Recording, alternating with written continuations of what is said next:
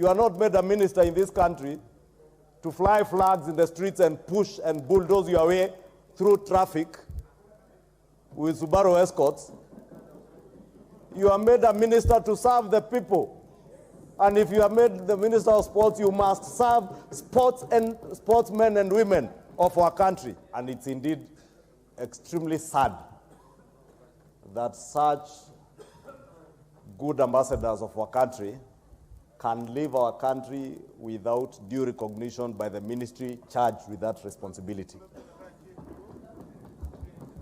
And to make matters worse, they go represent our country out there, they win, come back, and not a single officer in the ministry or the minister himself has the decency and the courtesy to receive them at the airport and even to recognize and appreciate the good work they have done for our country.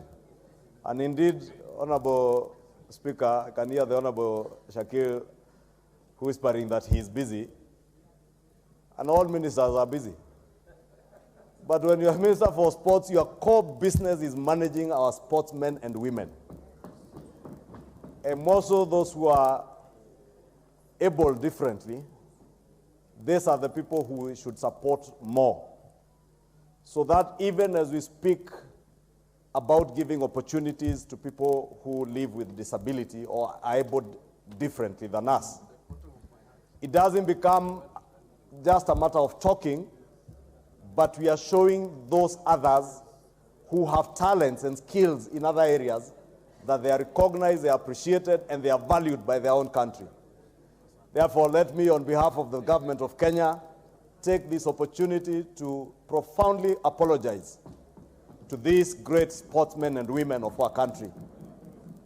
But even as I apologize on behalf of the government and the people of Kenya, the Minister, Honorable Speaker, must appear before this House, and I will cause his appearance specifically to tell this House and to tell the people of Kenya why he lacks the time to attend to people who are representing our country and are good ambassadors of our country, Honorable Speaker.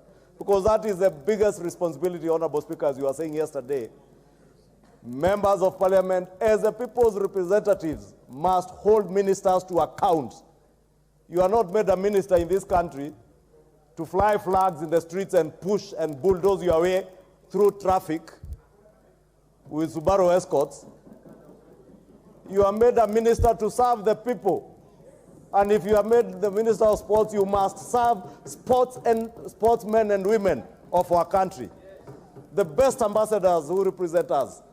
Honorable Speaker, you can imagine the great feeling that we all feel when these athletes are competing out there and they are winning medals for us. We all come together as Kenyans. And the highest representation we should see in those stadiums are our ministers not carrying joyriders on trips abroad to accompany them to trips abroad and doing nothing. We must see them here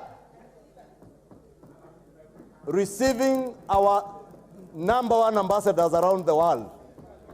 Therefore, Honorable Speaker, on behalf of not just these honorable members, the people of Kenya and the government of the Republic of Kenya, I must profoundly apologize to these great men and women who have ably represented our country, but also promise them we shall take the minister to account for his time in office, and he must appear before this House, Honorable Speaker, to tell us why he could not afford time, not just for these athletes, but even for others, Honorable Speaker. Honorable Speaker, I am constrained to say more because there is more I could have said.